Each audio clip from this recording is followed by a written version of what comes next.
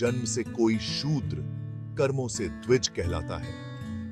यह दोहा हमें यह सिखाता है कि किसी व्यक्ति का जन्म उसके जीवन की दिशा तय नहीं करता। वेद 1000 बार पिरहे, फिर भी सुअर सुअर ही रहेगा।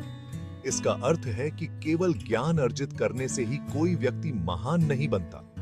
यह दोहा हमारी भारतीय संस्कृति की वैल्यूज दिखाता है। हमारी संस्कृति में कर्मों का महत्व सबसे अधिक है। यह बताता है कि आदमी का जन्म से बड़ा या छोटा होना मैटर नहीं करता।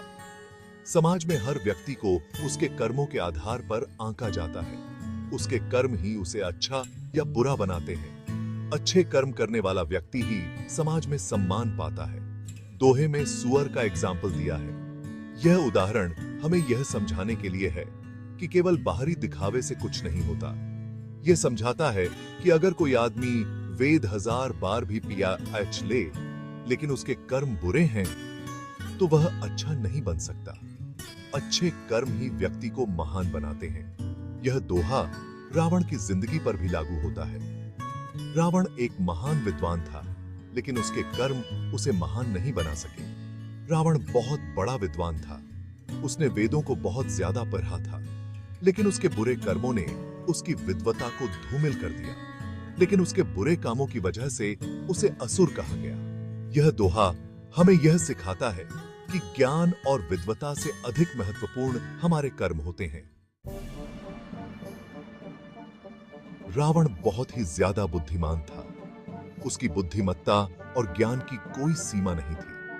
उसने वेद, उपनिषद और शास्त्र सब कुछ पढ़ा था। इन ग्रंथों का गहन अध्ययन करके उसने अद्वितीय ज्ञान प्राप्त किया था।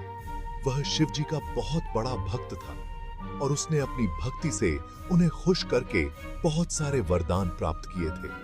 उसकी भक्ति और तपस्या ने उसे असीम शक्तियां प्रदान की। रावण को संगीत का भी ज्ञान था और उसने रावण हठ योग खुद बनाया था। संगीत और योग में उसकी महारत ने उसे और भी महान बना दिया। उसकी विद्वता इतनी फेमस थी कि उस समय लोग उसे महाज्ञानी मानते थे। विद्वानों के बीच उसकी प्रतिष्ठा बहुत ऊंची थी और उसे एक महान विद्वान के रूप में सम्मानित किया जाता था।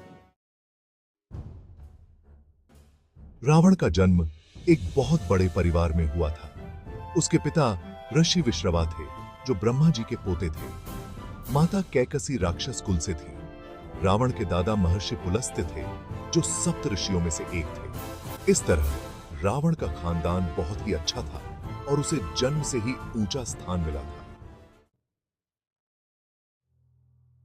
आखिर रावण असुर क्यों बना? रावण का पतन उसके घमंड और गुस्से की वजह से हुआ।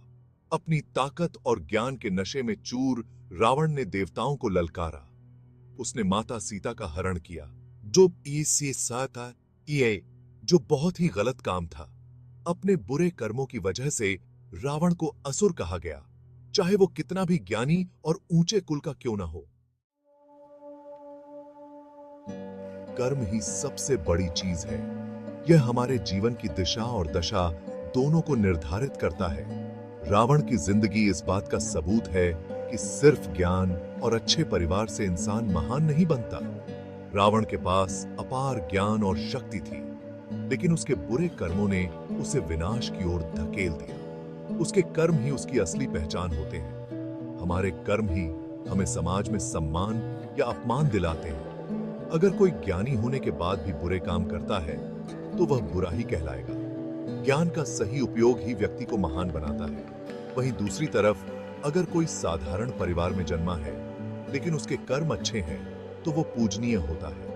अच्छे कर्म ही व्यक्ति को समाज में उच्च स्थान दिलाते हैं और उसे सच्ची महानता प्रदान करते हैं। तो दोस्तों, दोहे का मतलब, यह दोहा हमें यह सिखाता है कि हमें अपने कर्मों पर ध्यान देना चाहिए। जन्म, कुल और ज्ञान जरूरी हैं, लेकिन कर्मों के आगे कुछ नहीं। हमें हमेशा अच्छे काम करने चाहिए और बुरे कामों से दूर रहना चाहिए। और सीहे